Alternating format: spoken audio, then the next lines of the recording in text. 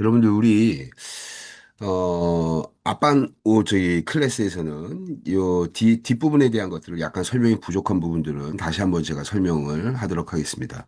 일단 수요 예측 파트에서 이 계절 지수 구하는 방법은 여기에 있는 자료를 그대로 보면 뭐 쉽게 이해할 수 있겠죠. 이게 총수요가 주어져 있는 문제입니다. 이게.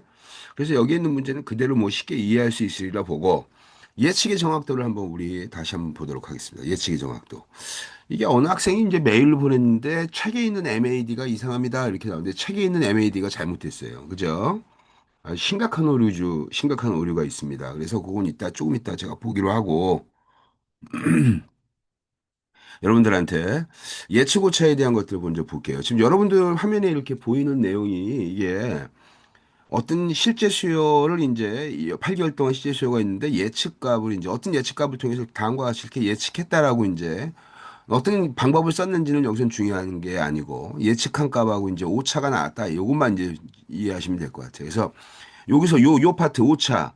오차는 여기서 나왔던 이 오차는 이제 어떤 형태냐면 실제값에서 예측값을 뺀 거죠. 실제값에서 예측값을 뺀 거기 때문에 그냥 오차를 쭉 해서 맨 끝에 마이너스 15라고 하는 요 파트 여기 이게 자 요거를 좀 캡처를 해서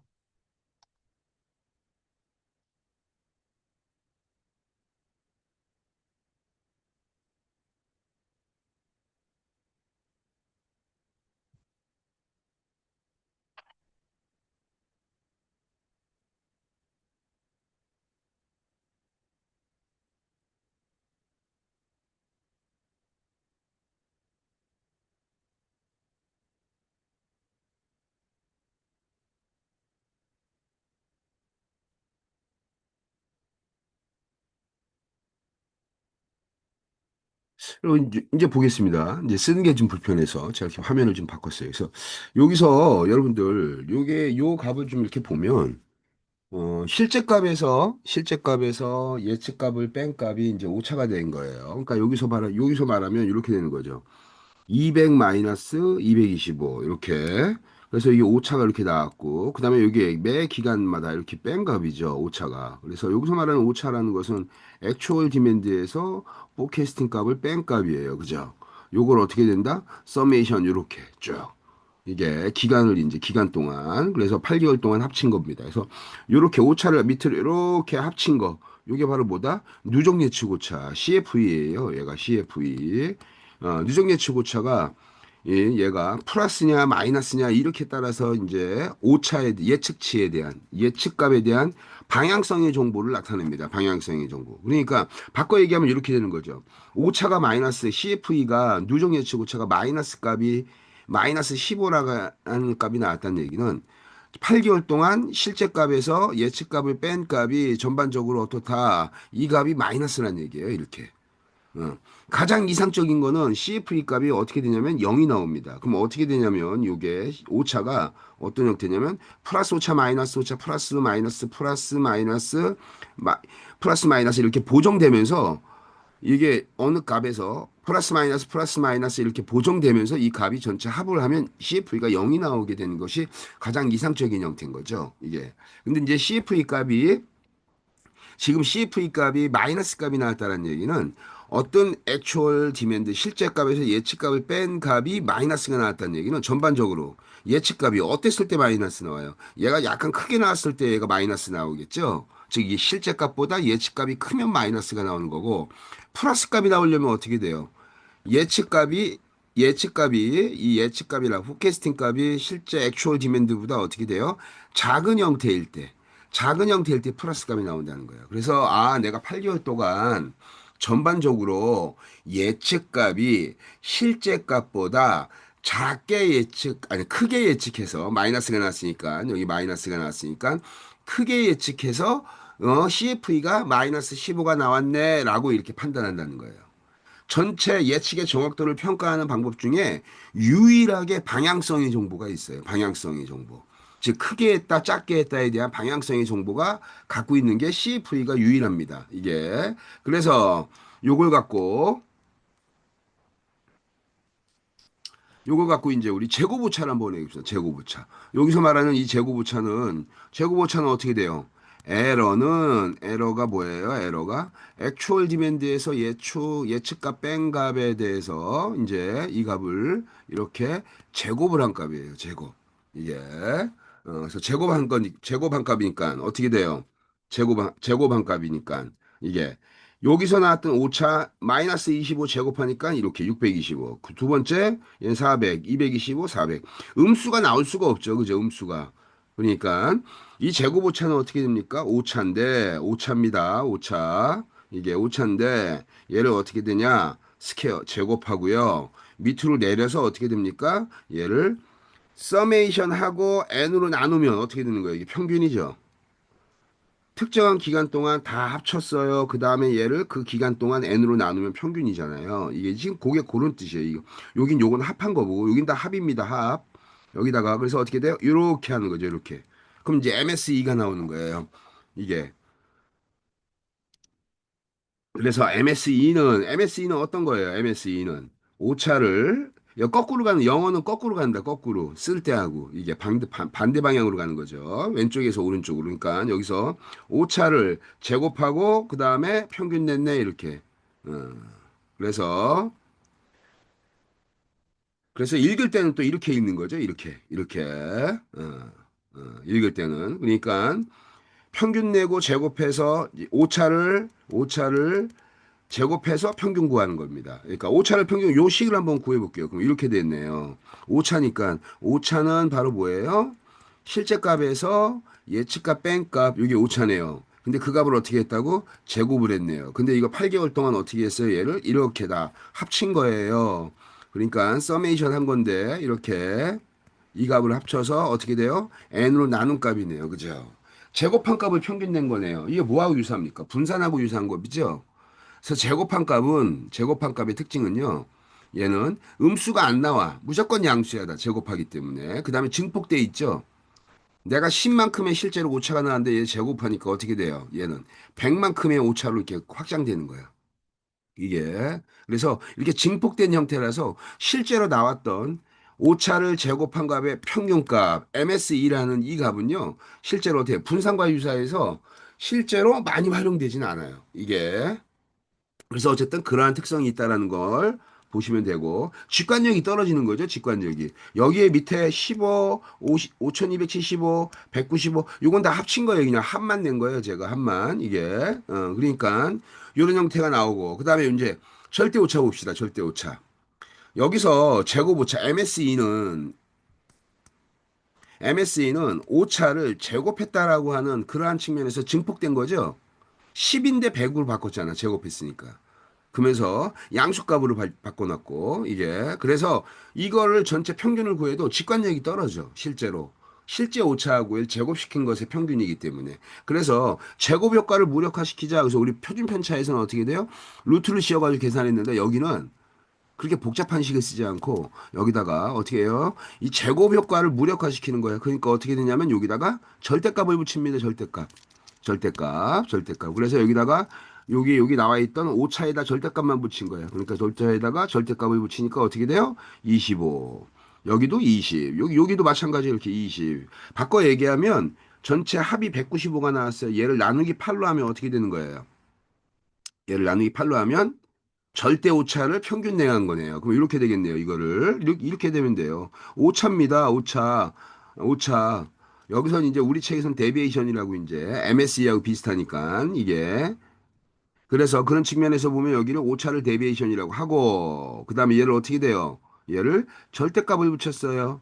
절대값을 붙이고 그다음에 어떻게 돼요? 평균 구했네요. 이렇게. 그래서 평균 절대 오차. 여기서 데비에이션 요거는 이제 어떤 걸 얘기하는 거냐면 실제로 뭐예요? 이탈한 거 데비에이션. 이탈한 형태의 특성을 나타내기 때문에 오차가 나오는 거잖아요. 그래서 그런 측면에서 여기가 MAD라는 값은 MSE의 제곱 효과를 없애버린 거죠. 근데 간단하게 없앤 거잖아요. 절대값을 붙인 거예요. 이렇게 절대값. 이렇게. 요거 엑셀에서 계산할 때는 어떻게 되냐?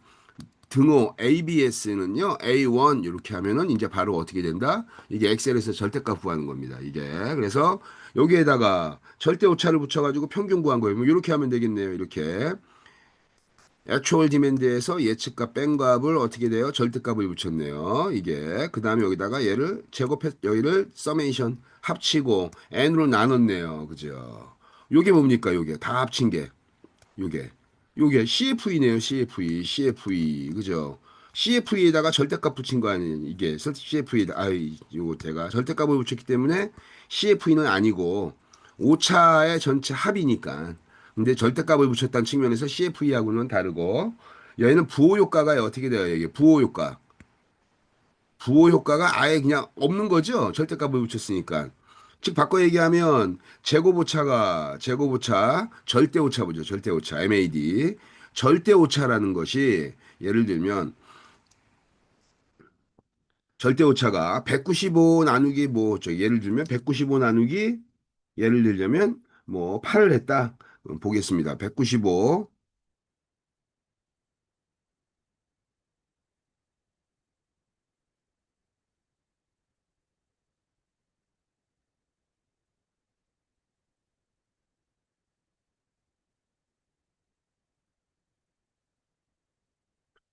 그래서 여기 나왔던 절대 오차가 195 나누기 8을 하면 24점 뭐 이렇게 나오는 것 같아요. 이게 그래서 24점 얼마 뭐 이렇게 나오는 것 같은데 24라고 하고 그럼 24라고 합시다. 그럼 24라고 하는 말의 의미는 어떻게 됩니까?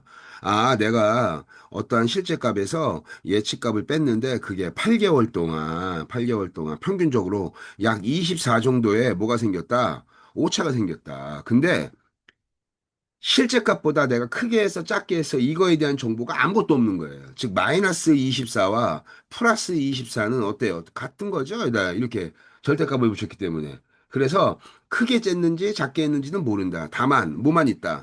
떨어져 있는 디스턴스.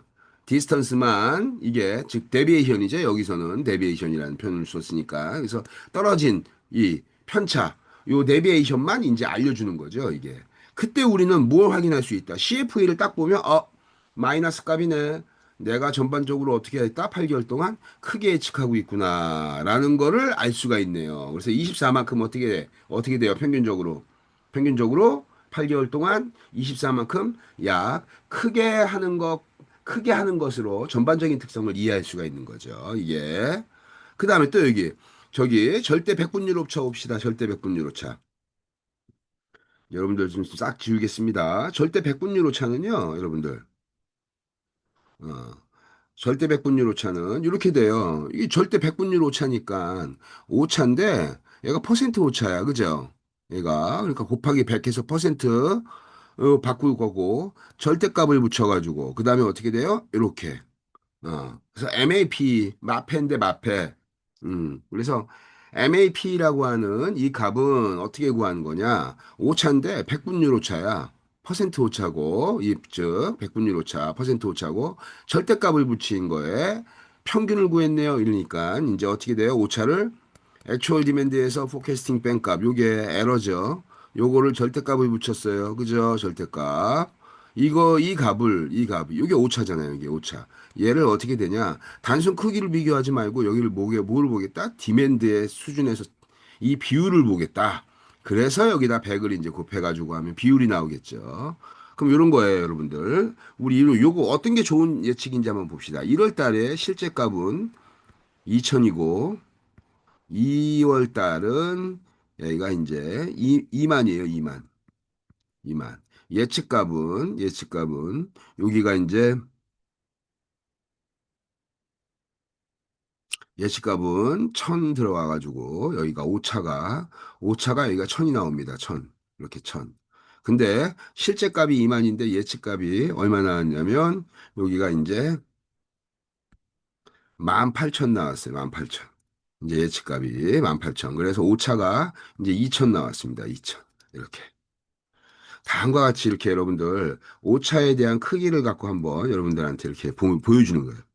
1월 달은 실제 값이 2천인데 예측치가 1000이 나와서 오차가 1000 나왔고 2월 달은 예측치가, 실제 값이 2만인데 예측값이 18,000에서 오차가 2,000 나왔어요. 그래서 어떤 학생들은 1월 달하고 2월 달하고에 이제 어떤 게 좋은 예측치인지 평가하세요라고 하면 1월 달 예측치가 좋다라는 거예요. 1월 달 예측치가. 그래서 왜 좋아합니까? 왜 좋은 예측치입니까? 라고 하면 오차가 작잖아요. 이렇게 비교한다는 거죠. 이게. 그래서 단순하게 그냥 오차의 크기만을 갖고 예측의 정확도를 평가하면 된다, 안 된다. 그거 안 된다. 이게. 즉, 실제 오차가 실제 값에서 차지하는 비중을 비교하라는 얘기죠. 그 여기서 오차를 비교한다는 얘기는 이렇게 되는 거예요. 오차가 1000인데 실제 값이 2000이니까 어때요? 2000에서 빗나간 게 1000이에요. 50% 맞춘 거죠, 이게. 50%. 얘는 2만에서 전체 이 실제값 2만에서 예측한 값이 어떻게 돼요? 18,000이네요. 그죠? 그러니까 몇 퍼센트가 맞힌 거예요? 90%를 예측한 거죠. 90%. 즉 빗나간 게 어떻게 돼요? 2만에서 어떻게 돼요? 빗나간 게 2천이잖아요. 2천. 이게. 그러니까 10% 빗나간 거죠, 얘가. 그래서 얘가 비율로 바꾸려면 여기다 곱하기 100을 하면 되겠네요. 그죠? 그럼 2만에서 2천은 10%예요. 0.1, 그죠? 0.1. 이렇게. 그래서 이렇게 나타난 값을 어떻게 한다? 특정한 기간 동안 이렇게 내려가지고 다 평균 구한다. 그러니까 지금 이거 오차인데 퍼센트 오차, 아이고, 아이고. 오차를 퍼센트 이제 오차로 바꿀 거고, 근데 오차가 어때요? 절대값을 붙인 오차고, 그거를 평균을 구했어요. 이렇게. 그래서 평균 절대 백분율 오차 이렇게 되겠죠. 이렇게 읽으니까 이렇게 읽을 때는 그래서 절대 백분율 오차를 요렇게 평균 구하는 거죠. 이렇게 그래서 약 한 10% 정도가 이제 어떻게 된다? 오차가 발생했는데 그 오차가 큰 오차인지 작은 오차인지를 알 수가 없죠. 얘도 마찬가지로 절대 오차 쓰니까. 실제로 실제 값보다 예측 값이 10% 정도 수요에 비해서 디맨드에 비해서 실제 값에 대해서 예측 값이 내가 10% 크게 했는지 10% 작게 했는지 이걸 모른단 말이에요. 그죠? 예를 들자면. 예. 그때 우리는 유일한 방향성의 정보인 CF를 통해서 8개월 동안 전반적으로 어떻게 하고 있다? 내가 10% 정도 이렇게 크게 하고 있구나라는 거를 평균적으로 크게 하고 있구나라는 거를 예측의 정확도를 평가할 수 있어요. 이게 그래서 그런 측면에서 예측의 정확도는 이제 우리가 다 끝났네. 이렇게. 그래서 우리 이제 예측의 정확도도 하고 이제 추적 지표라는 것도 있어요. 추적 지표. 트래킹 시그널. 여러분 관리도 그랬잖아요. 관리도. 여러분 관리도. 그래서 관리도처럼 어떻게 된다? 관리도처럼 어떻게 돼? 어떠한 상한선과 하한선 사이에 여기는 이제 어떤 특정한 값을 중심으로 예측 지표가 이 안에서 이렇게 관리되고 있어요. 그러면 이제 어떻게 돼요? 관리되고 있는 상태라는 거예요. 이게. 그래서 트래킹 시그널이라고 하는 추적 지표. 추적 지표가 있는데요. 이 추적 지표는 어떤 형태로 계산하냐면 이 추적 지표는 트래킹 시그널 이렇게 놓고 얘를 CFE를 MAD로 나눈 값이에요. 이렇게 CFE를 MAD로 이게 그래서 우리 책에도 이상한 식이 좀 하나 있는데 우리 책에 나와 있는 거를 한번 여러분들한테 지금 한번 보여드릴게요. 그래서 쭉 해서 우리 책에 있는 내용을 좀 이렇게 여러분들한테 제가 공유를 좀 하겠습니다.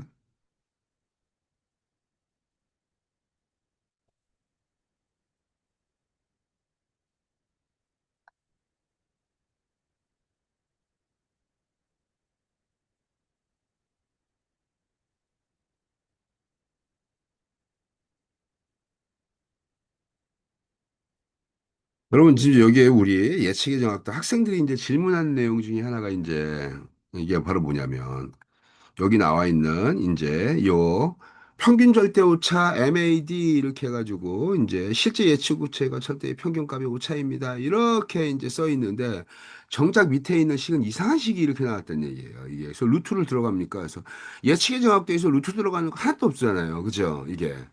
이 식은요, 뭐냐면 뒤에 있는 추적 지표를 설명하기 위한 측면에서 과정 지표로 나온 거예요. 그러니까 오해의 소지가 있는 거죠, 이게. 이게. 그래서 이 추적지표는 어떤 형태냐면 이렇게 돼요. 요 식에다 이제 넣어가지고 요거를 구하면 이렇게 돼요. 1MAD는요, 1MAD, 하나의 MAD, 1MAD는 0.8 표준편차하고 거의 유사합니다. 정규분포로만 할 때. 지금 이 정규분포 얘기하는 거 정규분포, 이렇게.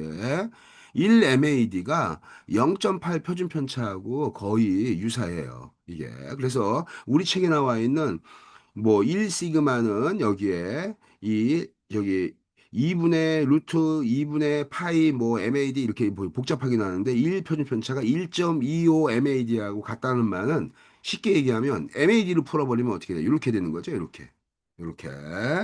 그래서 0.8 표준 편차가 됩니다. 나눠 보세요. 그러면 요 값이 나와요. 그래서 1 MAD가 0.8 표준 편차니까 이걸 갖고 우리 이제 관리도 그릴 때 여러분들 어땠어요? 관리도 그릴 때 정규 분포가 여기 마이너스 1, 마이너스 2, 마이너스 3에서 여기 마이너스 3, 마이너스 2, 마이너스 1 가운데는 평균 0 여기 플러스 1, 플러스 2, 플러스 3에서 요렇게 했잖아요. 그죠? 그래서 플러스 마이너스 3 표준 편차라 그랬잖아요.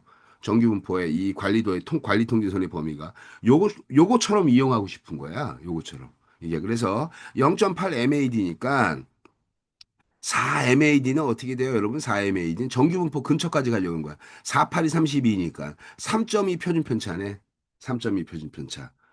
즉, 1MAD가 0.8 표준편차니까 4MAD는 4, 8이 32니까 3.2 표준편차하고 똑같다는 얘기야. 그래서 내가 요걸 갖고 정규분포를 그리면 어떻게 되냐? 여기 마이너스 3.2, 여기 플러스 3.2 이렇게. 이게 그래서 요게 MAD를 기준으로 하면 어떻게 돼요? 0.8 마이너스 0.8 그다음에 8이 16 그러면 어떻게 돼요? 여기가 마이너스 1.6 그다음에 2.4 그다음에 3.2 이렇게.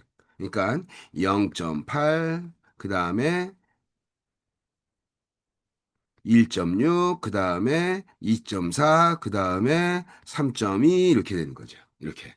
그래서 요것처럼 똑같이 마이너스 0.8, 마이너스 1.6, 마이너스 2.4, 마이너스 3.2. 요게 똑같은 거 우측으로 똑같이 나오는 거죠. 이렇게. 그치? 똑같이 이렇게. 가운데 0을 중심으로. 여기.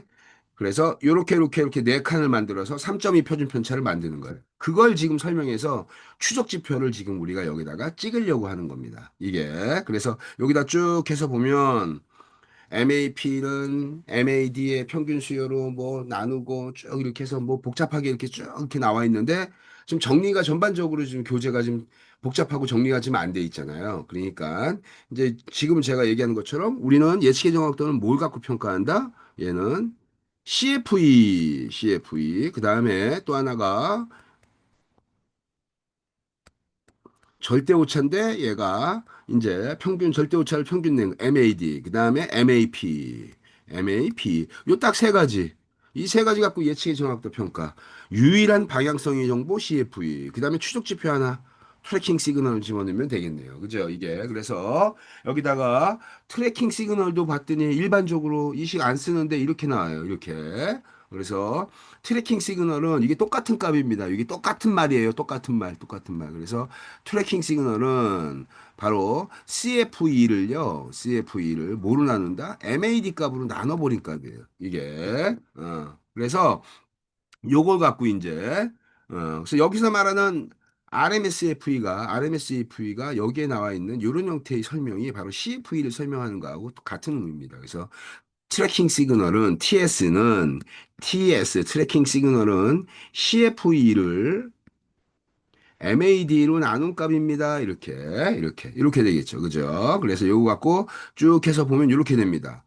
가운데가 여기에 내가 1, 2, 3, 4, 1, 2, 3, 4. 그럼 여기 얼마라고? 요게 마이너스 0.8, 여기 마이너스 1.6, 마이너스 여기는 2.4, 여기는 마이너스 3.2 이렇게 여기도 마찬가지 1MAD를 기준으로 하는 거예요. 이렇게 그래서 요거 관리도를 그리면 이렇게 되겠네요. 관리도를 옆으로 쭉 굴리면 여기다가 여기가 1, 2, 3, 4 여기 마이너스 1, 마이너스 2, 마이너스 3, 마이너스 4 이렇게 쭉 이렇게 가운데 0을 중심으로 해서 어떻게 된다? 이 안에서 움직이는 거죠. 이렇게 이게 그래서 3MAD, 4MAD, 2MAD, 1MAD는 정규 분포를 통해서 평균이 0이고 MAD가 1인 정규 분포 형태. 이렇게.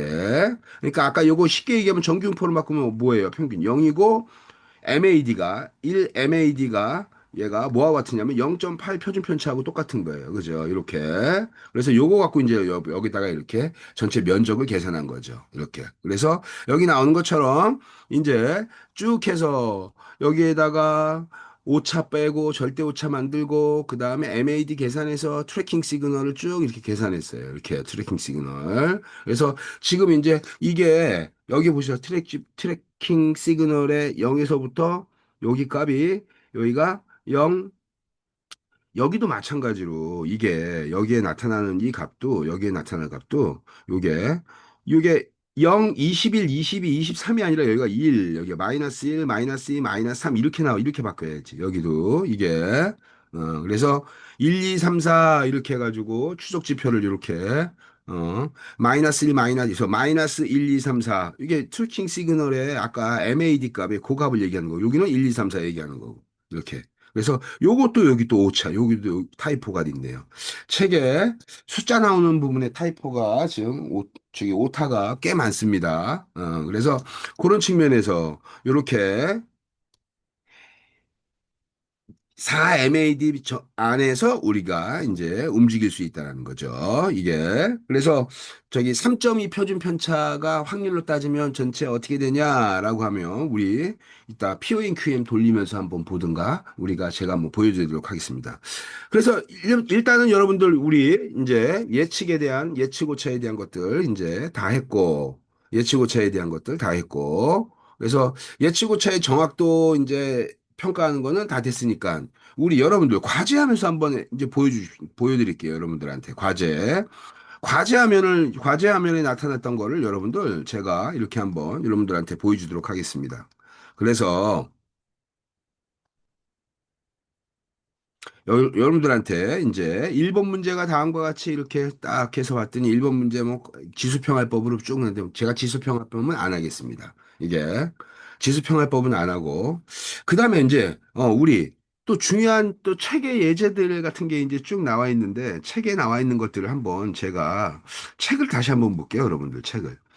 책에 수식에 대한 것들을 설명하는 이런 것들이 저기 질문 같은 것들이 꽤 들어와요, 저한테. 그래서 제가 이거를 여러분 제가 답장은 안 저기 일일이 다 많이 들어오니까 다 안 했지만 확인은 다 합니다, 제가.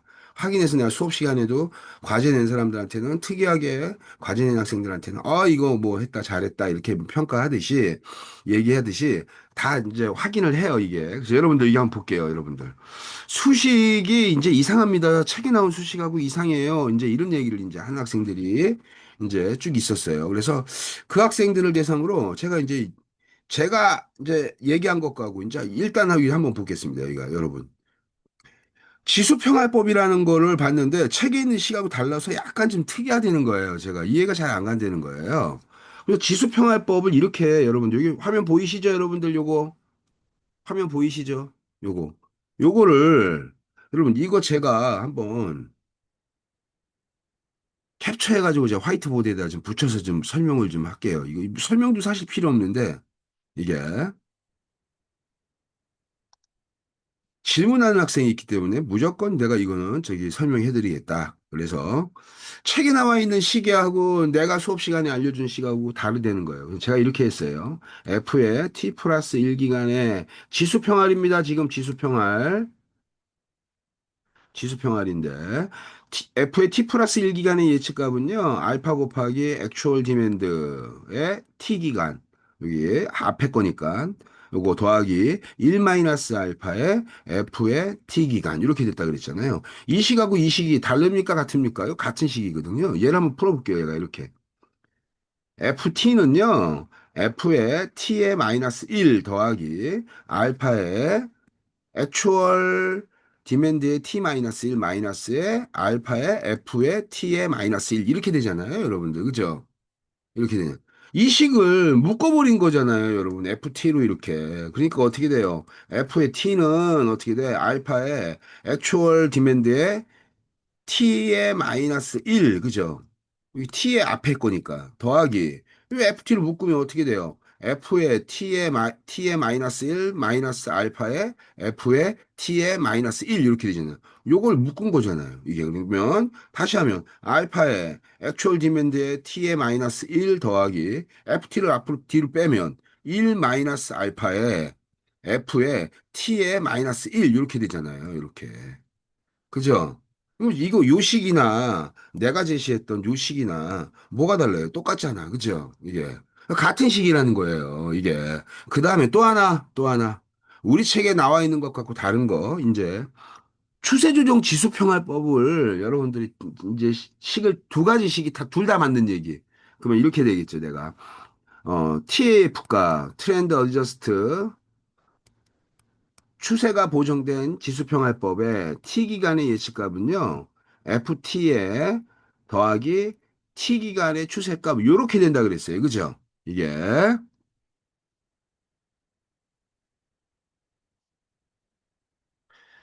아이고, 화면을 공유를 좀 제가 또 안 돼 있었네요. 아유, 깜빡이네. 이것 때문에 진짜 뭐, 진짜 여러 번 합니다. 녹음을 한번 할 때마다 익숙치 않아서. 이게.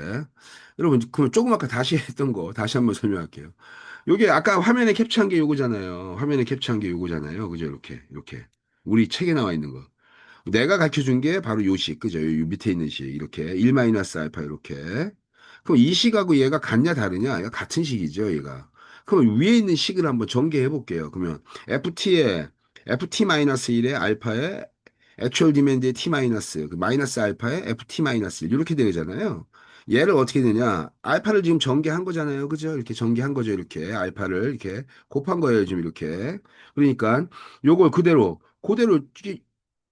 전개하면 FT하고 FT가 같은 거니까 묶어버린 거죠. FT-1을. 그러면 이렇게 바뀔 수가 있죠. 이렇게 1-알파로. 지금 저는 이렇게 바꿔놓은 거예요. 실제 값하고 이렇게 더 이런 형태로. 그래서 이런 형태로 하면 바로 앞에 값의 실제 값, 바로 앞에 값의 예측 값. 이렇게 이게 더 쉽지 않나요, 여러분들? 이게 책에 나와 있는 이 식보다 이게. 그래서 제가 이렇게 바꿔놓은 거고, 그 다음에 우리 추세조정 지수평활법 봅시다. 추세조정 지수평활법이 이렇게 되는데, FT를 이제 계산하는 방법의 차이가 있어요. 그래서 제가 수업 때 여러분들 홀트 모델이라는 얘기 했잖아요. 홀트 모델이라고 하는 게 있는데, 이 두 가지 계산법이 있다. 시계열 예측기법에서. 그래서 FT라는 것이 있는데, 얘는 알파에 애초월 디맨드의 t의 마이너스 1 더하기 1 마이너스 알파에 ft 이렇게 계산하는 방법이 있고, 요건 그대로 바로 뭐예요? 요거는 요건 그대로 얘가 바로 지수평활법 계산식이에요. 그죠? 지수평활법. 그다음에 이렇게 우리 책이나 뭐 우리 책은 지금 우리 책은 잘못됐고 식 자체가 이게 그래서 이걸 또 이렇게 푸는 방법 이렇게 푸는 책도 있어요. 어느 책 보면 알파 곱하기 액추얼 디맨드인데 t-1기간 바로 앞에 거니까 그다음에 1 마이너스 알파에 여기가 ft에 더하기 요렇게 이렇게 이거 여기 잘못됐네요. 여기 t-1이죠. 정기니까. 그래서 여기가 여기 t-1에 여기 t-1 이렇게. 즉 여기를 추세를 반영하냐, 그러면 추세를 반영하지 않고 지수평화법으로 추세를 반영되지 않은 이 예측값만 쓸 거냐. 요거의 차이예요, 요게. 그래서 홀트 모델이 요거고, 그 다음에 이거를 반영되지 않은 모델을 그냥 요렇게도 씁니다. 이렇게. 그래서 제가 예전에 했기에는 이 방법을 홀트 모델을 이게 오리지널이니까 원래는 이게 오리지널이니까 이 방법을 제가 설명을 했어요. 이게. 근데 이 방법도 위에 있는 이 방법도 많이 쓰입니다. 그 다음에 우리가 쓰는 여러분들한테 PONQM 있죠? PONQM에서 어떤 방법을 쓰냐? 요 방법을 씁니다. 이게. 그래서 PONQM에 나와 있는 방법 갖고 내가 요렇게 여러분들한테 알려준 거예요. 이거 그래서 내가 수업 시간에 뭐라 그랬냐면, 이 방법도 있다. 근데 이 방법도 많은데 나 이 방법으로 할 거다. 여러분들한테 PONQM의 이러한 이 같이 계산해야 되니까 POM으로 계산한 거랑 내가 계산한 거랑 저기 같아야지 다 틀리면 안 되잖아요. 그죠? 그래서 그런 측면에서 여러분들한테 이렇게 제가 보여준 거예요. 이게. 그래서 처음 설명할 때 더해주는 방법도 있어요. 라고 내가 얘기했어요. 내가. 그죠? 이게. 그래서 그렇게 해서 홀트 모델은 밑에 있는 거고 여기다 이거 추세를 반영하지 않고 이것만으로도 계산합니다. 알겠죠? 여러분들. 이게. 그래서 뭐 여러 몇 명 학생들이 지금 공부와 지금 하는 학생들 중에 한 네다섯 명 정도 학생들이 저한테 이렇게 물었어요. 이렇게 이것들 추세 조정 지수 평가법에 이러한 특성이 있어요. 이렇게 그래서 그런 것들은 어떻게 되냐? 제가 딱 정해주는 거죠. 이렇게 뒤에 요 홀트 모델로 요걸 반영하지 않는 요거 그냥 지수평화법을 하는 게 계산식도 간단하고 그다음에 Q인 QM이랑 정확하게 일치하니까 그 방법으로 써서 이제 제가 이제 딱 정하는 겁니다. 그래서 어떻게 됐다? 그래서 여러분들한테 제가 요 방법을 설명한 거고 요 방법으로 하시면 됩니다. 이게 알겠죠, 여러분들? 그래서 이런 형태로 여러분들한테 제가 추세조정 지수평가법에 대한 것들을 이제 설명을 해드렸습니다. 이게 그래서 우리 문제를 한번 풀면서 한번 우리 문제를 풀면서 한번 보도록 하겠습니다. 여러분들한테 제가 1번 문제에 대한 것들을 이제 어, 다음과 같이 이렇게 이제 문제를 이렇게 1번 문제를 제가 변형 한번 해볼게요. 이거 여러분들 알파를 0.4로 집어넣고 알파를 0.4로 집어넣고 그다음에 베타는 0.3 집어넣고 베타 0.3 그래서 이거 추세조정 치수 평할법을 한번 합시다. 알파 그다음에 여기는 이제 베타 이렇게 그다음에 여기는 이제 TF 값 이렇게 집어넣고 초기 예측값은 여기다가 이제 초기 예측값은 저는 170에 25로 합시다. 170에 25. 이게 초기 예측값 이게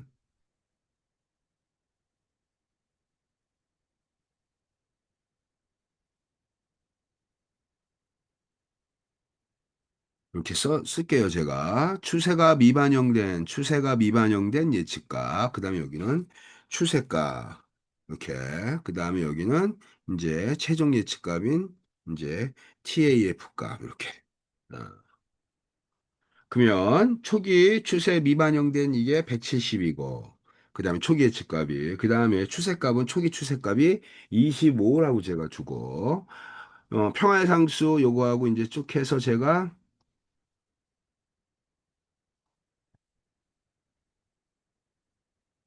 아이고 다시 엑셀을 다시 공유하도록 하겠습니다. 이렇게 이거 화면 공유를 이렇게 계속 하면서 이거를 화면 전환을 하니까 계속 그냥 딴 화면에다 놓고 계속 설명을 하면 이렇게 실수를 합니다.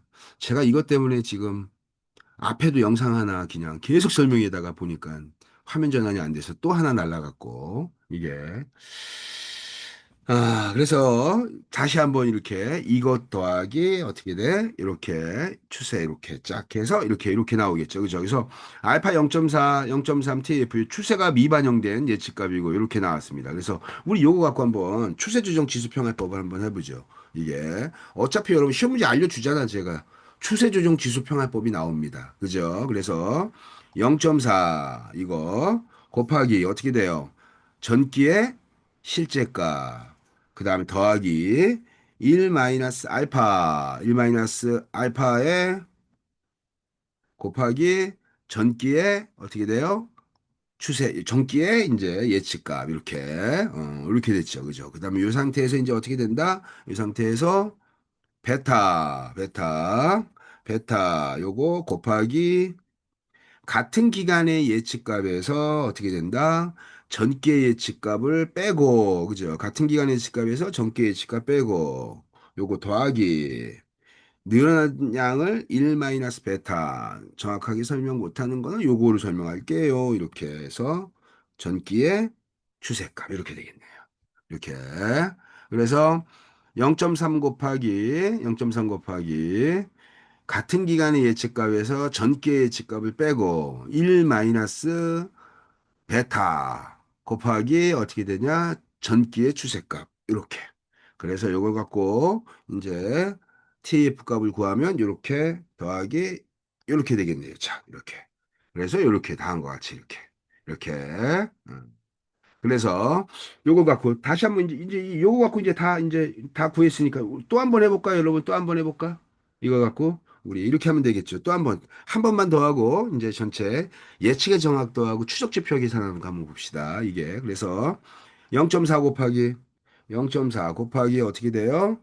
전개 예측값 더하기 1 마이너스 알파니까 0.6이네. 0.6 곱하기 0.6 곱하기 전기에 어떻게 돼요? 예측값 이렇게 될 것이고.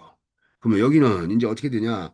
0.3 곱하기 0.3 곱하기 같은 기간의 예측값에서요. 전기의 예측값을 빼줘요. 이렇게.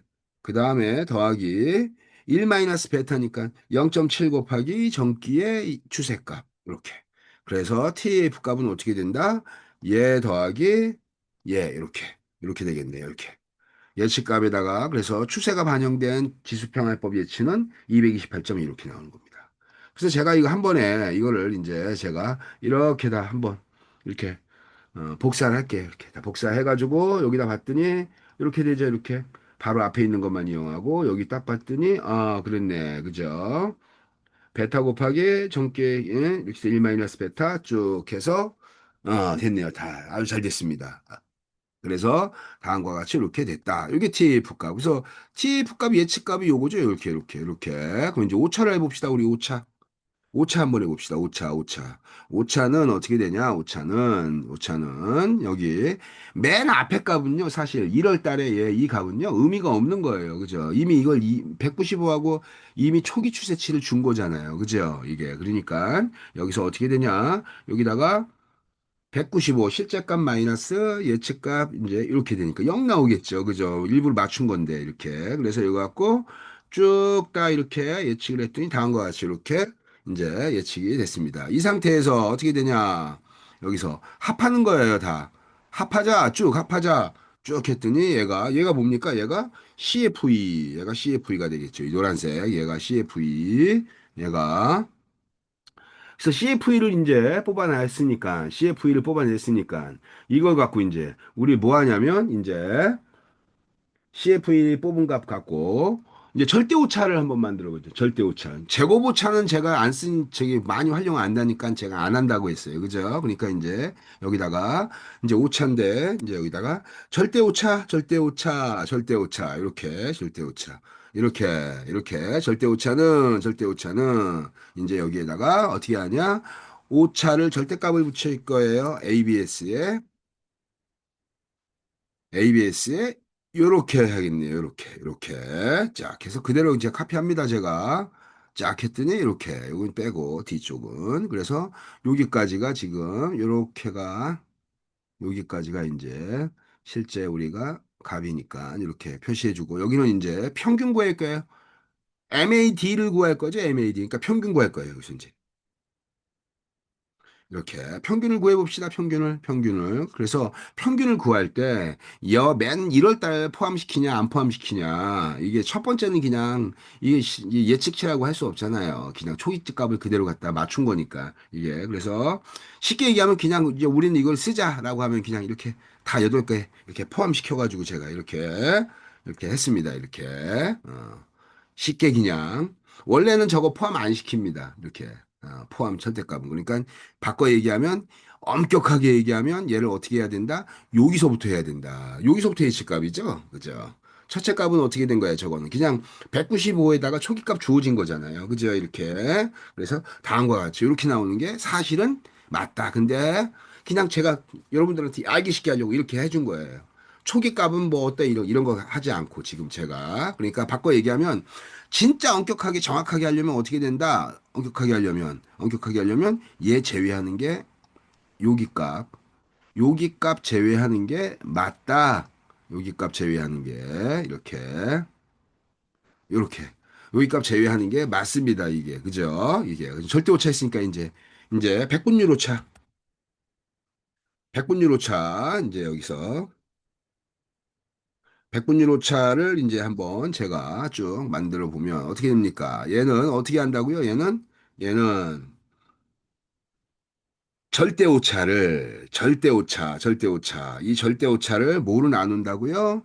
수요에서 차지하는 비중으로 나눌 거예요. 이렇게, 그죠? 이렇게 나눌 거예요. 수요에서. 그 다음에 곱하기 100. 이렇게 하면 백분율 나오겠네요. 그죠? 이렇게. 그래서 다음과 같이 이렇게 쭉 해서 제가 좀 이쁘게 이렇게, 이렇게 해놓고, 여기도 마찬가지로 어떻게 될까요? 요게 이제 다시 옆에다가 MSD 이렇게 되겠네요. MSD 이렇게 되겠네요. 데비에이션을 잘못 썼죠. MAD죠. MAD. MSE이고 이게 MAD니까 오차 데비에이션을 절대값을 붙이고 평균을 구했네요. 이렇게 되니까. 그다음 여기는 이제 어떤 형태냐면 여기도 백분율 오차를 어떻게 할 거예요? 평균 구할 거예요. 평균에서 얘 빼고 이렇게 평균 쫙 이렇게 쫙 하면 약 8개월 동안 13.3% 정도 어떻게 됐다?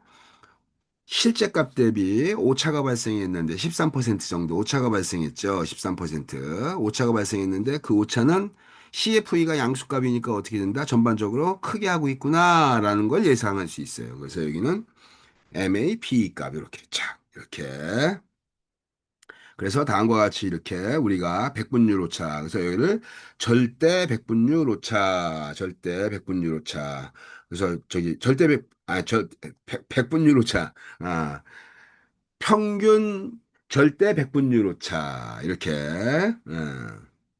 평균 절대 백분율 오차 이게 이렇게 왼쪽에서부터 오른쪽에서 왼쪽으로 읽는 거니까 이렇게 그래서 다음과 같이 이렇게 요건 다 끝났고 오차이 정확 이제 추적 지표 해봅시다 추적 지표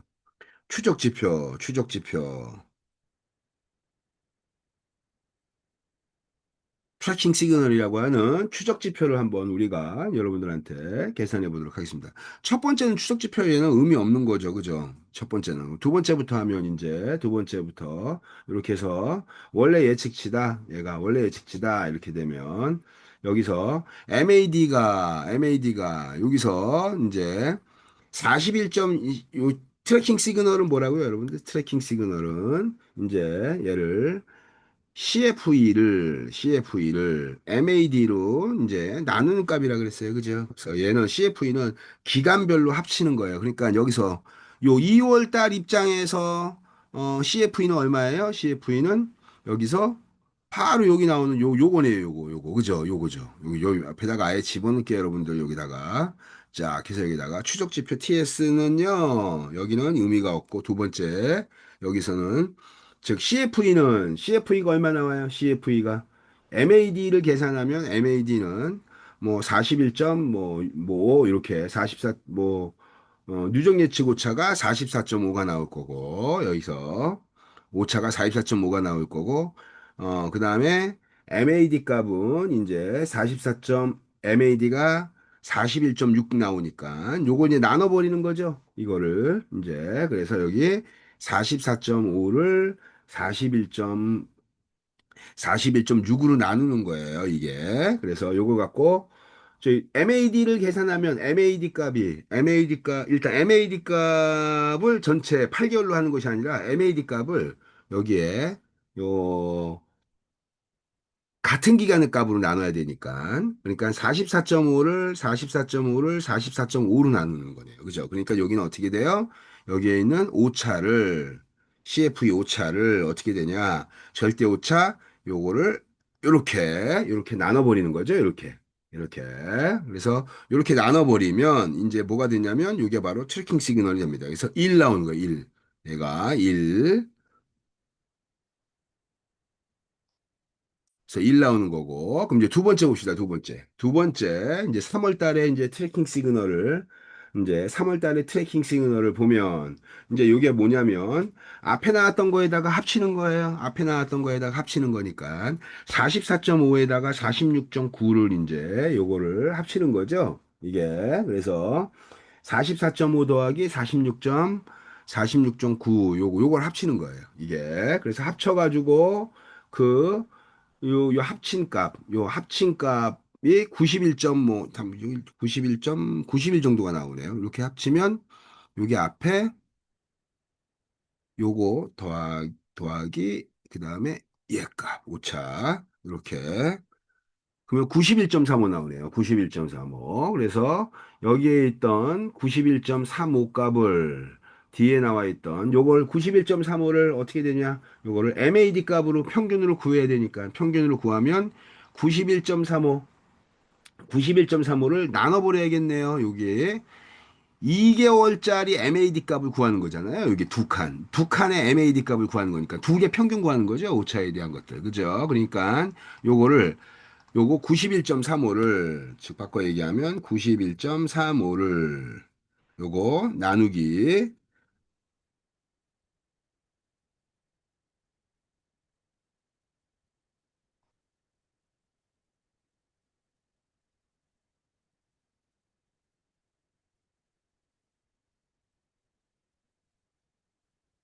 평균값이잖아요. 평균값. 오차를 2개월 동안 더한 값을 합쳐서 2로 나눌 거예요. 그러면 MAD. 요게 MAD죠. 밑에가 MAD고 위체가 이제 누적 예측 오차. 그래서 이렇게 하면 2가 나오네요. 그럼 여기가 2가 나오는 겁니다.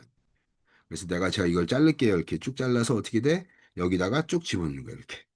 그럼 여기는 2가 나올 거고 여기도 마찬가지. 그럼 여기는 어떻게 돼요? 여기는 이렇게 되겠네요. 썸 합칠 거예요. 뭘 합쳐요? 하나, 둘, 세 개. 여기까지 5차, 누적 예측 5차 CFE 나누기 어떻게 돼요? 여기다가 평균으로 나눌 겁니다. 어떤 거의 평균이에요? 이 값의 평균, 그죠? 평균. 합쳐서 나누기 3이잖아. 그죠? 합쳐서 나누기 3. 이렇게. 그래서 얘를 이렇게 나누면 얼마가 나온다?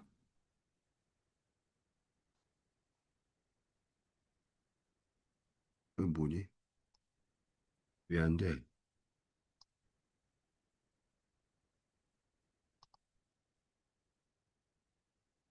이렇게. 그럼 여기 3이 나오겠죠. 이렇게. 여기도 한번 해볼게요. 여기도 마찬가지로. 얘는 썸 할 거예요. 합칠 거예요. 오차를 다 합쳐요. CFE 값. CFE 값을요. 어떻게 되냐?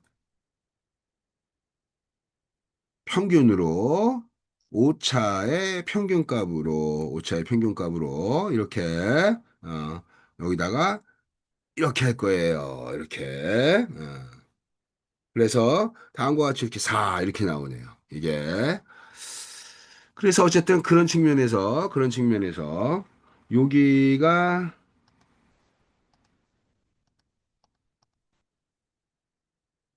제가 여기 오차 값을 했지만 사실은 절대 오차 써야 되는 거죠. 절대 오차의 평균 구하는 거죠. 이렇게. 근데 뭐 다 같은 양수라서 똑같은 값이 나오고 여기 또 한번 해보겠습니다. 이렇게 되겠네요. 썸이에요. 썸 해서 어떻게 되냐면 앞에서부터 6월 달까지 전체 오차를 다 합치고요. 그 다음에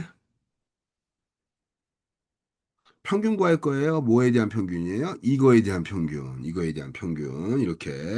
이렇게 평균 구해서 절대 오차에 대한 평균이니까 이게 이렇게 했더니 5가 나오네요. 자, 이게 여기도 마찬가지. 또 한번 해볼까요? 여기도 썸 할 거예요. 썸 해서 어떻게 돼요? 이렇게 된 거에서 나누기 에버리지에서 절대 오차를 평균 구해서 이렇게 예. 여기도 마찬가지. 맨 그것도 썸 할 겁니다. 썸 해서 쭉 해서 여기다가 썸하고 이렇게 해가지고 여기다가 절대 오차에 대한 값 MAD 이렇게 해서 이렇게 자 그래서 다음과 같이 이렇게 우리 추적 지표를 다음과 같이 우리가 이렇게 구했습니다. 그래서 이걸 갖고 우리가 이 예측이 이제 얼마만큼 정확해요. 이거를 평가하는 도구로 우리가 활용할 수가 있습니다. 이게. 그래서 여기 나온 것처럼 제가 오차, 절대 오차, 그 다음에 여기 나왔던 트래킹 시그널 이런 것들도 여러분들한테 이렇게 다 구하는 방법을 보여줬어요. 그래서 실제로 봤더니 우리가 여러분들 어떻게 된다 그랬죠? 여기서 제가 0에서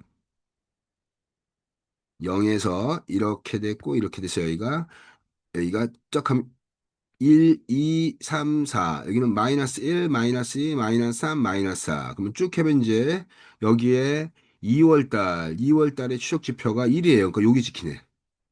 여기. 그 다음에 여기가 1월 달, 여기가 2월 달, 여기 3월 달, 여기 4월 달, 5월 달, 6월 달, 7월 달, 8월 달. 그러면 3월 달 볼게요. 3월 달 봤더니 3월 달이 2네. 3월 달이 2네. 여기 2. 그 다음에 4월 달 봅시다. 4월 달을 쭉 해서 봤더니 3이야.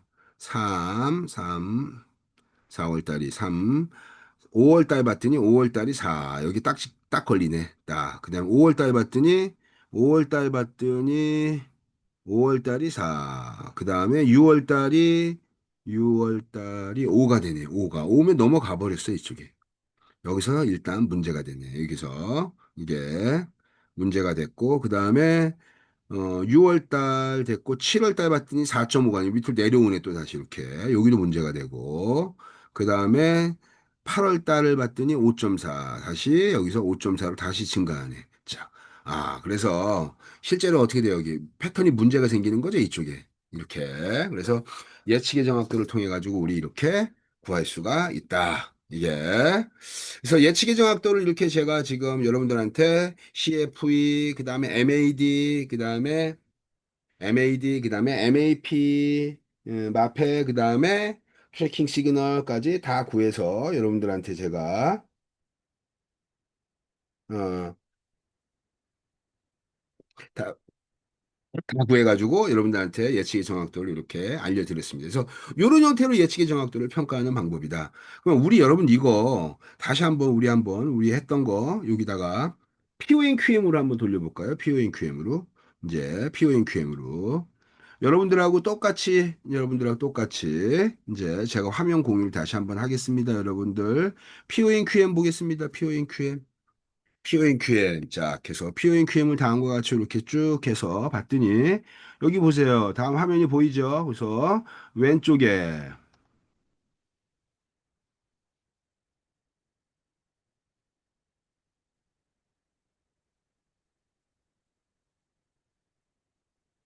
다음에 여기가 이렇게 이제 나타났고, 요걸 갖고 여러분들 이제 여기서 이제 아무것도 없다라고 치고, 이제 다음과 같이 이렇게 여기서 이제 초기에 나옵니다. 초기에 쭉 해서 보면 왼쪽 패널에 포캐스팅이 있죠. 포캐스팅에서 지금 타임 시리즈가 있어요. 타임 시리즈. 그래서 이 타임 시리즈를 딱 누르면 다음과 같이 이렇게 나오는데 시계열 분석할 거예요. 예측할 거예요.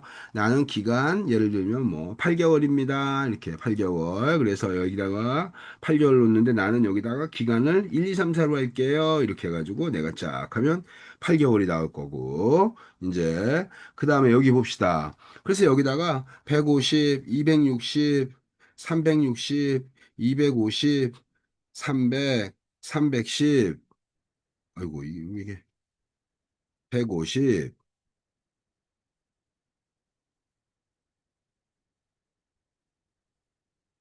그래서 여기다가 뭐 다음과 같이 이렇게 350, 뭐 360, 450,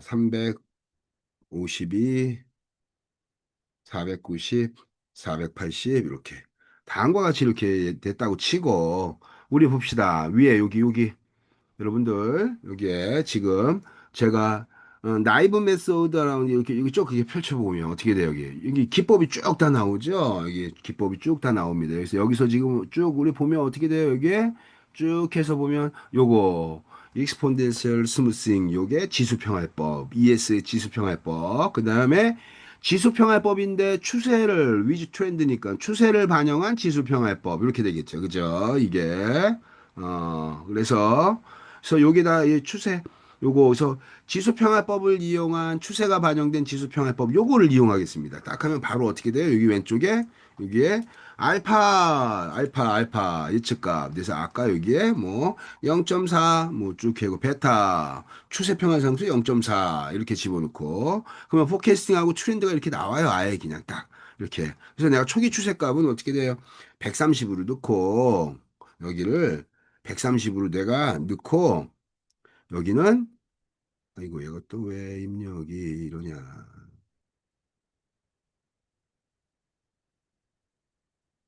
똑같이 130으로 넣고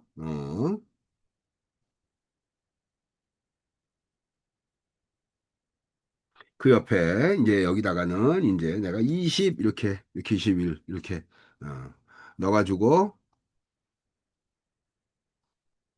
이렇게 초기 값을 맞추고 알파하고 베타 값 내가 여기 내가 0.3으로 하겠다.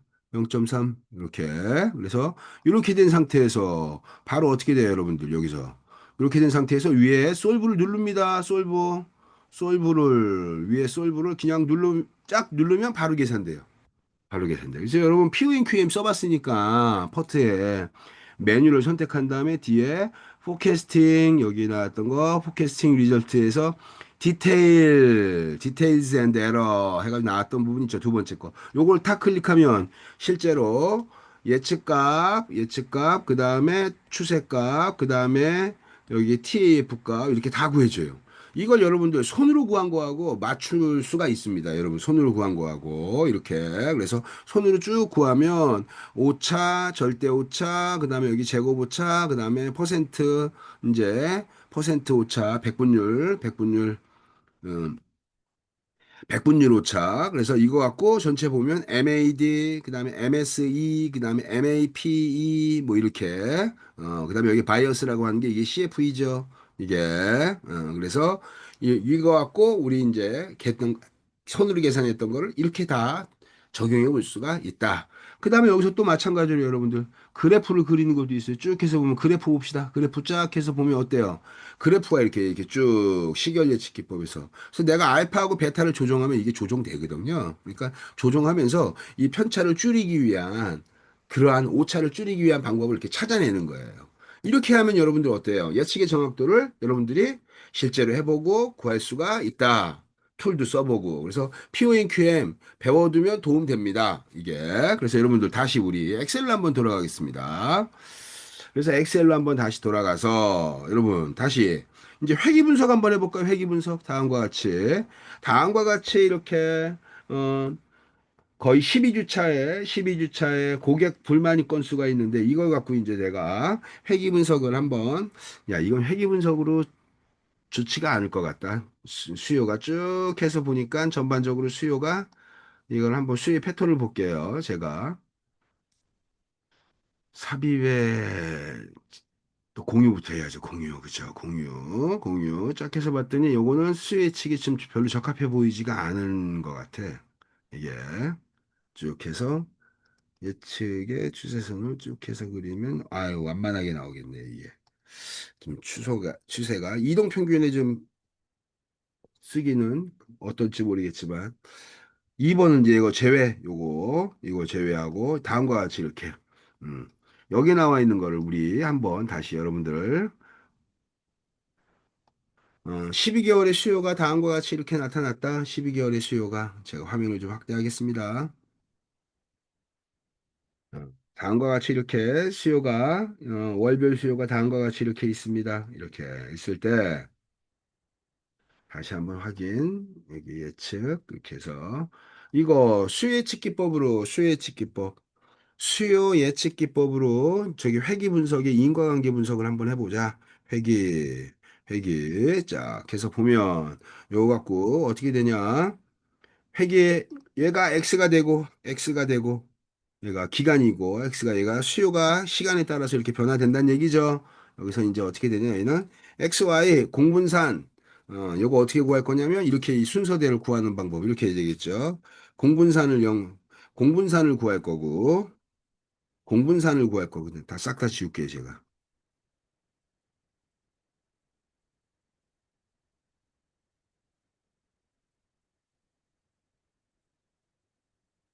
이거 푸는 방법은 어떤 형태로 풀 거냐면 이렇게 볼 거예요.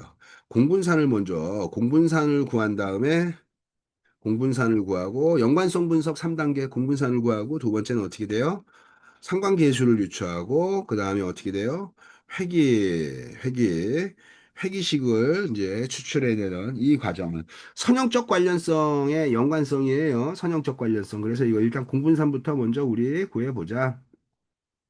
공분산부터. 그래서 여기다가 이제 공분산 어떻게 된다고요? 공분산을 이렇게 표시하면 곱한 값의 평균에서 x의 평균 곱하기 y의 평균 이렇게 된다 그랬죠? 공분산이. 그죠? 이게. 그래서 이런 형태로 우리가 이 식을 한번 이제 그대로 구할 거예요. 그러면 여기다가 이제 어떻게 되냐?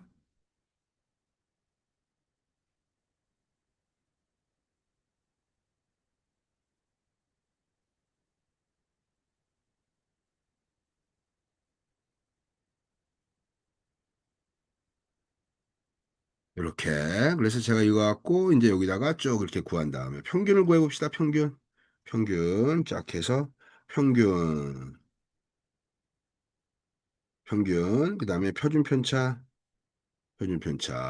평균을 이제 여기다가 그대로 평균 구할 거예요. 쫙 해서 평균 구했습니다. 평균 구한 거를 내가 그대로 쫙 하고 표준 편차 구할 거예요. STDVP 쫙 스탠다드 데비에이션 끝에 모표준 편차. 그래서 이거 갖고 이렇게 쭉 이렇게 나눠주면 다음과 같이 이렇게 구할 수가 있다. 이게 표준 편차 구했고 그 다음에 여기서 이제 공분산을 구해보자. 공분산을 구한다는 얘기는 곱한 값의 평균에서요. x의 평균 곱하기 y의 평균을 곱해서 빼줍니다. 이렇게 해야죠. 그죠? 쫙 했더니 591. 이거 어떻게 된다? 이거 우상향이네. 산점도를 찍으면 우상향 나오겠네요. 그죠? 우상향. 이게. 이제 우리 상관계수 한번 구해볼게요. 표준화시킨 상관계수를 구해봅시다. 상관계수를 뭐라고요? 상관계수하고 같은 말, 표준화시킨 표준화시킨 공분산, 그죠? 이거 잊지 맙시다. 이게, 그래서 공분산을 X하고 Y의 표준 편차의 곱으로 나눠버리는 거예요. 자, 그래서 얘를 공분산, 코베리언스를 어떻게 돼요?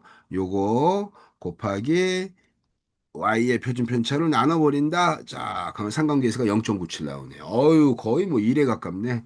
이게. 다시 한번 우리 돌아와서 여기서 말하는 상관계수는 어떻게 구한다고요? 여기서 요거 요렇게 되는 거죠. 요게 공분사는 코베리언스 x하고 y. 그래서 얘가 요렇게 구하는 거잖아요.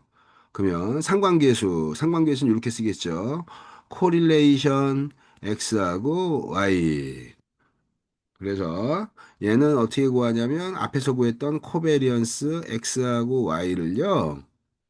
x의 표준편차, y의 표준편차로 나눕니다. 곱해서 이렇게 이게 곱이죠. 이게 곱해서 나눠버립니다. 그러면 코릴레이션이 나오는 거예요. 이게 그래서 이게 상관계수가 구해졌고 그러면 이제 회기식 해봅시다. 회기식. 여기서 회기식, 회기식. 회기식은 어떤 형태로 구하는 거냐면 우리 이렇게 하면 되죠. 이렇게 자. 요거 회기식. 무조건 회기식은 절편만큼 이동해서 올라간다. 그럼 얘는 어떻게 된다? 세타가 45도인 1대1 대응 표준 편차선. 1대1 대응 표준 편차선하고 특정한 점에서 만난다. 그 만나는 점이 전체 3포. 3포에 뭐가 된다? 중심 평균값이 된다. 그래서 얘는 어떻게 돼요? 이렇게 될 거예요. 이렇게. 그죠? 이렇게.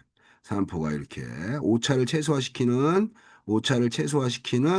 그러한 측면에서 관통하는 평균선이기 때문에 이렇게 산점도가 이렇게 그려질 거예요. 그럼 여기다가 직각으로 어떻게 된다? 여기다가 투영을 해가지고 양쪽으로 퍼져 있는 형태. 이렇게 퍼져 있는 형태. 그거가 바로 뭐예요? 상관계수죠, 이게. 그래서 여기서 여기다 요렇게 해서 이렇게 해서 요렇게 요렇게 높이를 구하는 거. 우린 요 높이를 구해야 되는 거죠, 요 높이. 요 높이. 여기는 표준 편차를 이용할 거고. 그러니까 여기 나오는 것처럼 요걸 확대하게 되면 이렇게 되겠네요. 확대하게 되면 얘는 이렇게 올라가고 검은색은 어떻게 돼요? 이렇게 올라가는데, 그죠? 이렇게 올라가는데, 삼포는 어떻게 돼 있냐면, 삼포는 이렇게 돼 있을 거예요. 그죠? 이제, 그러면, 이제 우리가 델타 X에 델타 Y니까 요 점에서 중심으로 시작하는 겁니다. 그래서 어떻게 되냐면, 이렇게 돼서 이렇게 되는 거니까, 여기 요만큼의 높이를 구하면 되겠는 거죠? 요 높이는 어떻게 구하냐? 얘는 여기다 직각으로 투영시켰을 때, 흩어져 있는 삼포의 표준 편차의 비율이다. 이게 표준 편차의 비율이다. 이것과 같다. 그래서 그 식을 그대로 이제 로직을 머릿속에다 숙지하고 그대로 한번 계산해 보겠습니다. 쫙 해서 그러면 어떻게 되겠냐? 얘는 상관계수 곱하기 y의 표준 편차를요. x의 표준 편차를 나눠요. 나눈 다음에 상관계수의 비율을 여기다 곱해주는 거예요. 쫙 했더니 49.6329x가 되네요. 그러면 우리 알파 봅시다. 이게 뭐죠? 이게 베타죠, 베타. 얘가 기울기 베타가 나왔고 이제 알파 구해봅시다. 알파는 우리 이렇게 구한다 그랬어요, 여러분. 이건 다 평균 직선이라 그랬죠, 이거. 여기 사실 어떻게 된다고요? 요걸 그리면 이렇게 돼가지고 정규분포, 이렇게 정규분포, 이렇게 정규분포, 이렇게 회계식선은 다 뭘로 연결된 거다? 평균값. 그래서 이 표본회계 직선을 갖고 우리는 어떻게 된다? 하면 평균입니다. 평균. 여기서 알파 플러스 베타 x 이렇게 평균값. 그래서 얘를 어떻게 돼? 알파를 구하는 거니까 y 평균에서 베타의 x의 평균을 구하면 알파를 구할 수 있다. 이렇게. 그래서 이거 갖고 알파를 구하려면 어떻게 된다? y 평균값에서 빼기 베타 곱하기 어떻게 된다? x의 평균값 이렇게 해서 구하면 바로 이거 이쁘게 자릿수 한 세 자리 정도만 하죠. 자릿수 세 자리 정도만 이렇게 그러면 49.633x의 알파가 628.636 맞나 볼까요? 우리 한번 우리 그려봅시다. 여기다가 쭉 해서 삽입해가지고 여기다 집어넣고 이렇게 그러면 어유 이건 직선이네 그냥 이렇게 주세선 여기다가 이렇게 쫙 그러면은 다음과 같이 우리 이렇게 쫙 해서 봤더니 봅시다. 우리 밑으로 내려서 49.633, 628.64. 아유, 딱 떨어지네요. 그죠? 그러면서 우리 R제곱이라는 말에 대한 것들을 봅시다. R제곱. R제곱은요, 이 상관계수를 뭐라고 하냐면 이 상관계수를 스몰 r로 표시합니다. 그죠? 그래서 얘가 뭐라 그랬냐면 수업 때 상관계수 r은 마이너스 1서부터 1 사이에 이렇게 한다 그랬잖아요. 그래서 이게 관련성의 세기잖아요. 이게 그러면 우리 지금 아까 여기 나왔던 것처럼 우리 아까 우리 수업 시간에도 이런 얘기를 들었으니까 광고비하고 X 여기 매출액이다. 매출액 Y라고 한다면 X를 통해서 Y를 이렇게 유추하는 방법이잖아요. X를 통해서 이렇게 됐을 때 Y는 X 광고비의 함수예요. 이렇게 그죠? 매출액은요 광고비의 함수입니다. 그러면 이제 Y가 이렇게 있어요. Y가 이렇게 그러면 Y를 X로 설명하는 거예요. X로 그죠? X로 Y를 X로 설명합니다. 광고비가 매출액을 얼마만큼 설명해? X를 갖고 설명한다고. X를 갖고. 그러면 Y하고 얼마만큼 포개져 있어? 요게 설명력이에요. 이게 설명력. 요만큼이. 이게. 그래서 그 설명력을 나타내는 것은 여기 R제곱이라고 나왔잖아요. 상관계수 제곱한 값입니다. 이게 그래서 상관계수가 0.97이니까 쟤를 제곱하면 이렇게 되겠죠.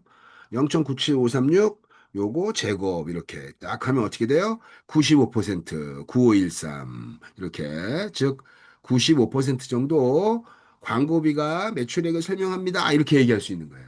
알겠죠? 이게 그래서 이런 형태가 됐고 우리 다시 한번 이제 승법 계절 모델 한번 해봅시다. 승법 계절 모델. 다 아주 좋은 문제입니다. 이 승법 계절 모델 다음과 같이 여러분들 이거 승법 계절 모델 총수요가 주어진 문제와 총수요가 주어지지 않은 문제. 총수요가 주어지지 않은 문제를 한번 여러분들하고 같이 한번 계산해 보도록 하겠습니다. 일단은 여러분들 다음과 같이 이렇게 됐으니까 이제 제일 번째 5차년 총수요가 880개라고 알려져 있다.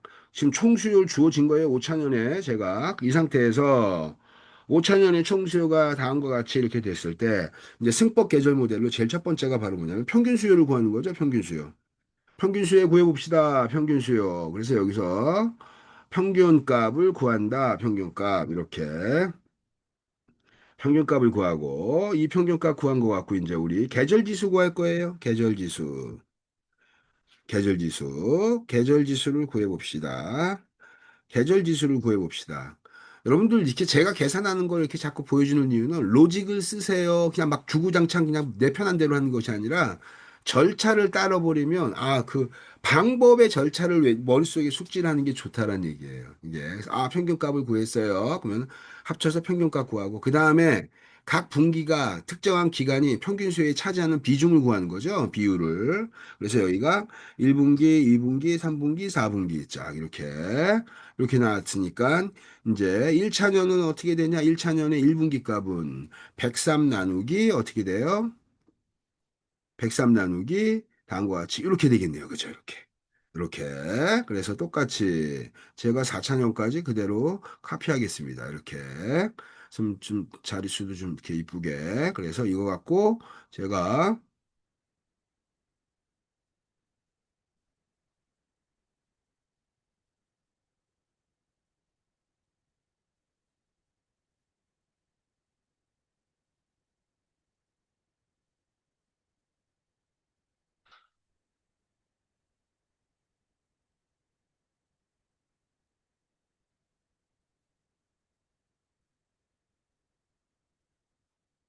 그래서 전체 한 번에 제가 저기 주소값 고정해서 풀었습니다. 그래서 평균 계절 지수 구하면 평균 계절 지수. 평균 계절 지수, 평균 계절 지수, 평균 계절, 아이고야. 평균 계절 지수를 구합니다. 평균 계절 지수. 그럼 여기다 이제 또 이제 에버리지 하면 되는 거예요. 그쵸? 이렇게 에버리지. 그죠? 이렇게. 그래서 자, 0.864. 그래서 여기다가 이렇게 자, 나왔고 내년도 총수요가 880으로 주어졌으니까 저는 저 880을 나눌 거예요. 그죠? 평균으로. 그죠? 880 나누기 4 할 거예요.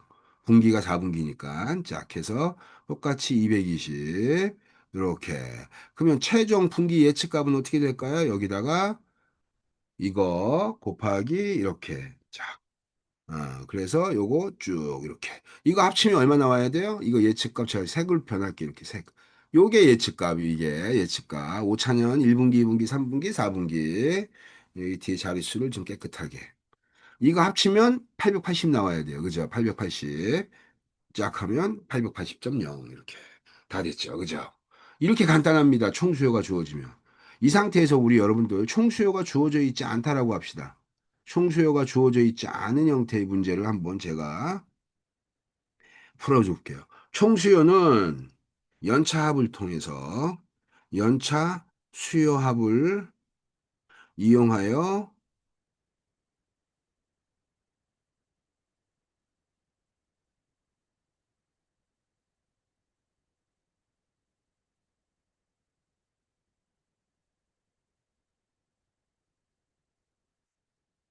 연차 수요합을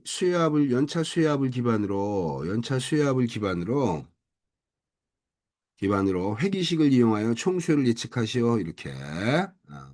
이렇게 이제 문제가 주어졌다. 연차별 수요 합이니까 이제 수요 합을 구할게요. 여러분들한테 보이기 위해서 이렇게 합계. 그래서 합계가 다음과 같이 이렇게 구해졌네요. 그죠? 그래서 이거 갖고 이제 내가 회기식을 구하기 위해서 연차 합이니까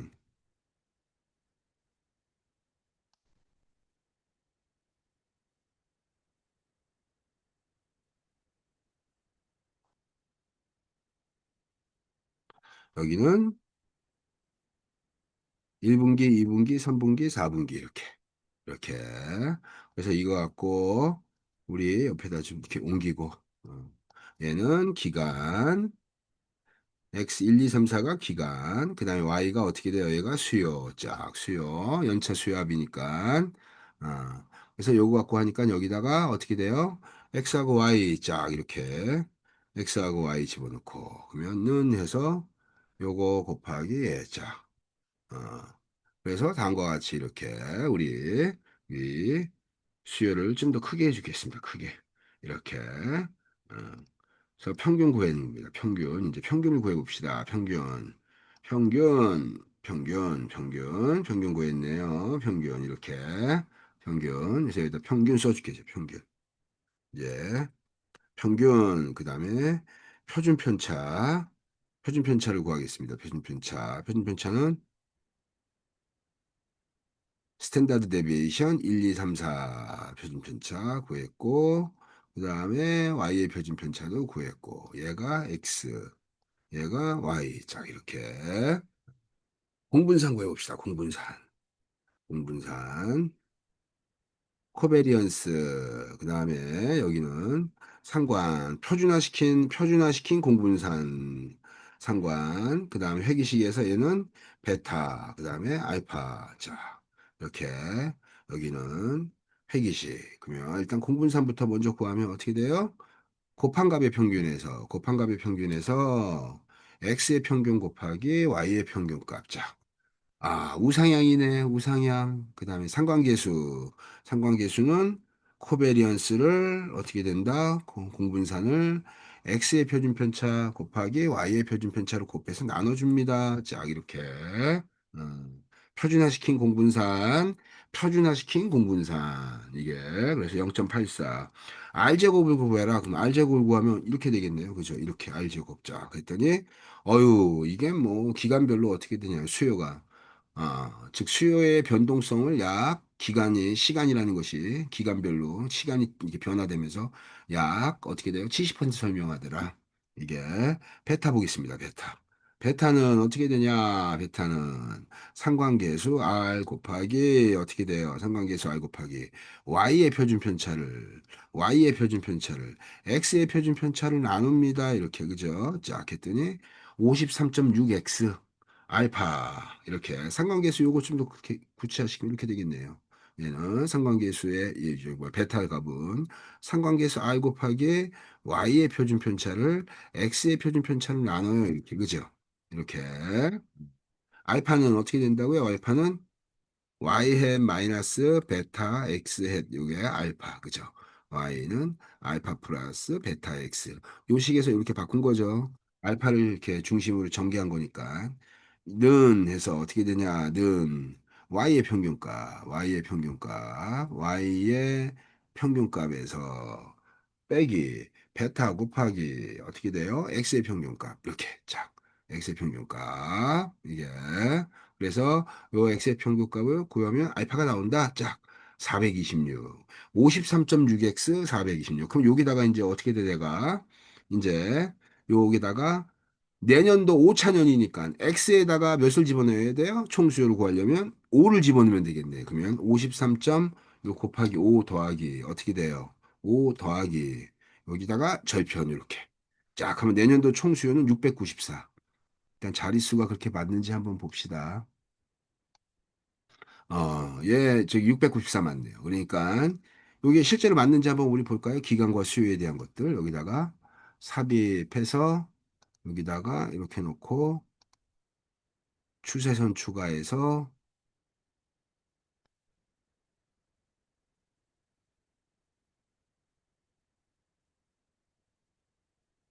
다음과 같이 이렇게 나왔습니다. 그래서 여기 나온 것처럼 어떻게 된다? 53.6x에 426. 자, 저기 R제곱은 0.7084. 딱, 다 맞죠? 이렇게 여러분들. 이렇게 간단합니다. 수식 외우려고 하지 말고 로직을 머릿속에 외우면, 어떤 형태가 돼도 활용할 수 있다. 그래서 이 694, 이게. 그래서 694가 내년도 예측이에요. 여기다 694 집어넣으면 돼. 694. 그럼 여기다가 이제 어떻게 돼요?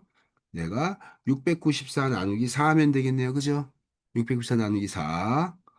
그래서 여기는 셀 주소를 좀 고정값 하고 이렇게. 그래서 여기다가 그대로 이렇게 그러면 173.5가 이렇게 나오는 거예요. 그래서 거기다가 이제 요 계절 지수를 곱한 값을 그대로 했더니 1분기 149, 130, 177, 236, 694. 땡, 다 됐네요. 그죠? 이게. 그래서 이런 형태로 여러분들한테 예측의 정확도를 제가 다 설명을 드렸습니다. 예, 그래서 이런 형태로 해서 지금 이제 수요 예측 기법 여러분들 책에 나와 있는 것들 제가 다시 한번 보도록 하겠습니다.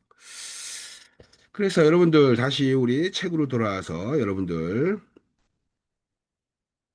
책으로 돌아와서 수요 예측 기법에 대한 것들 중에 쭉 한번 쭉 식을 이제 책에 있는 거 여러분 제가 다 설명한 것 같아. 책에 있는 것들. 지수평활법, 이동평균법 뭐 이런 것들 쭉 해서 넘어갑시다. 쭉쭉쭉쭉 예측 기법. 뭐 이동 지수평활법은 너무 간단한 거니까 여러분 다 잘 알 거고 그죠? 그래서 알파 평화의 상수 추세를 고려한 지수평활법 이것도 여러분들 어때요? 이것도 저기 아까 내가 했던 시하고 똑같은 시기예요. 이게 사실은 여기에 나왔던 시기 이게 그래서 1-알파의 앞에 있는 이 예측각 구하는 거 이게 똑같은 식입니다. 이게 전혀 뭐 특이한 게 없을 거고 책에 이제 약간 이제 그 여러분들이 잠깐 이해를 한다든지 예측의 정확도 측면이라든지 그쪽에서 지금 오타가 좀 몇 개 있는 것 같고 뭐 어찌 됐든 그런 측면에서 본다면 크게 어렵지 않다 이런 것들 선형의 분석 쭉 해가지고 여기 나오는 것들도 이것도 여러분들 최소 제곱법으로 이것도 다 할 수 있다.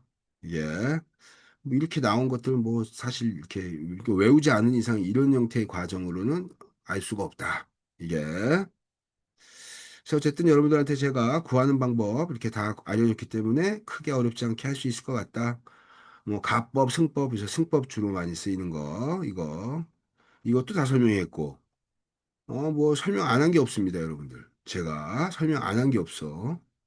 추적 지표도 마찬가지 쭉 다 이렇게 그래서 전체에 대한 것들은 이렇게 다 제가 이제 저기 설명을 했고 정성적 예측 기법 봅시다. 정성적 예측 기법. 정성적 예측 기법은요. 우리 이제 정성적 예측 기법 다시 한번 정리하자면 우리 책에 나온 거하고 약간 다르죠. 이제 제가 이제 여러분들한테 이런 거 좀 5가지 설명했잖아요. 제일 첫 번째 정성적 예측 기법은 제일 첫 번째 경영진 의견법이 있다. 경영진 의견법. 경영진 의견법, 이게. 그래서 경영자들이 오랫동안 경영을 하면서 남다른 식견을 갖고 있는 거죠. 경영진이 시장의 남다른 식견을 통해서 예측하는 방법. 이게 바로 이제 경영진 의견법이고, 두 번째가 영업진 의견법이죠. 영업진 의견법. 영업진 의견법. 영업진 의견법의 특징은 다 뭐예요, 여러분들? 영업진 의견법은.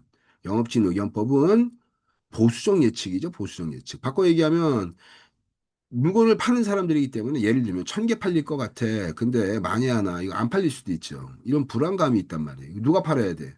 영업하는 사 자기들이 팔아야 되거든. 그러니까 실제 예측하기로는 한 1,000개 팔릴 것 같지만 보고할 때는 어떻게 돼요? 예측치를 쓸 때는 1,000개보다 더 낮겠습니다. 그래서 우리 어때요? 900개요. 800개요. 이렇게. 그래서 보수적으로 낮춰서 쓴다는 게. 그래서 실제 영업진이 의견한 예측한 값들은요. 실제로 최종 예측치에다가 어떻게 돼요? 이런 예측치에다가 보통 20, 30%를 더 증가시킵니다. 이게. 그래서 어쨌든 경영진 의견법, 영업진 의견법. 세 번째는 어떻게 된다? 세 번째는 전문가 평가법. 특히 전문가 평가법 중에서 가장 많이 활용하는 게 바로 뭐예요? 델파이법. 아폴로 신전인 델포이 신전에서 이제 저기 신탁하는 거죠. 예측해가지고 하는 그 신녀의 예측의 정확도가 되게 높았다고 하는데 그 델포이 신전에서 나오는 이 예측 기법을 현대적으로 활용한 거예요. 그래서 어 전문가들이 이제 한 자리에 모이면 할로 이펙트 즉 후광 효과 때문에 공평하고 객관적으로 내 얘기를 못 하니까 서로 우편이나 이메일이나 이런 걸 통해서 코디네이터가 한 가지 의견에 수렴될 때까지 지속적으로 코디네이팅을 하는 거죠. 바꿔 얘기하면 100명, 뭐 50명의 전문가를 모아놨어서 한국의 주식 시장이 어떻게 변할 것 같아? 얼마까지 올라갈 것 같아? 이것을 예측해 주세요. 라고 해가지고 이제 계속 오겠죠. 예를 들면 뭐 2만까지 올라갈 것 같아. 뭐 어, 뭐, 15,000 정도에서는 크게 한번 저기 정지될 것 같아. 뭐가 되고, 이게 이 주식 시장에 주가에 대한 것들을 이제 예측해가지고 이제 막 나온다는 거예요, 이게. 그래서, 근데 사람들의 의견이 굉장히 다양하겠죠. 이제 이걸 어떻게 돼요? 코디네이터가 예를 들면, 만에서 만 정도, 만 정도, 그 다음에 15,000, 2만, 뭐, 그 다음에 9,000, 뭐 이렇게 다양한 의견이 있을 거 아니에요. 그거를 서팅을 해가지고 쫙 정리를 하는 거죠. 그래서 모든 이름은 다 빼고 이 정리된 의견을 모든 사람들한테 다 메일로 보내주는 거예요. 그래서 만을 예측했던 사람, 2만을 예측했던 사람들이 다른 사람들의 의견을 보면서 자기 의견이 수렴되는 거죠. 특정한 형태로 보정되는 거예요. 그래서 계속 이거를 코디네이터하고 메일을 주고받으면서 한 가지 의견이 수렴될 때까지 계속 이거를 어떻게 돼요? 보정해 주는 거예요. 그래서 코디네이터 역할이 되게 중요합니다. 그래서 전문가들하고 이렇게 한 가지 의견을 수렴되면 그 예측된 값이 어떻다? 굉장히 예측 정확도가 좋다. 이게 예측의 정확도가 높고 굉장히 아주 활용도가 높습니다. 이 예측값은. 근데 이 전문가 평가법은 그런 예측의 정확도 측면에서 되게 효율적이라고 알려져 있지만 단점도 있어요. 그죠? 어때요? 코디네이터하고 이 사람들을 조율하는 시간이 되게 오래 걸려. 그죠? 시간이. 한 가지 의견을 수렴시킬 때까지 지속적으로 심지어는 어떤 문제가 생길까요? 악유가 발생하죠. 그 중에서. 그냥 계속 그냥 서로 그냥 이 논쟁이 발생해가지고 이 코디네이터가 중간에 껴서 이걸 조종해 주는 거죠. 이게 그래서 그런 것들을 조종하기 때문에 굉장히 시간이 오래 걸린다. 그다음에 두 번째, 어, 돈이 많이 듭니다. 이게 다양한 날리지 베이스를 이용하기 때문에 그래서 어쨌든 그런 측면에서 전문가 평가법, 대파이법. 네 번째가 바로 뭐냐면 고객들 조사하는 거예요. FGI, 그죠? 포커스 그룹 인터뷰하는 것들. 10만 명의 고객들 중에서 100명 딱 인터뷰하는 거죠. 이렇게. 그래서 FGI 하는 건 너무 많이 알려진 거고. 그 다음에 다섯 번째, 역사적 유추법.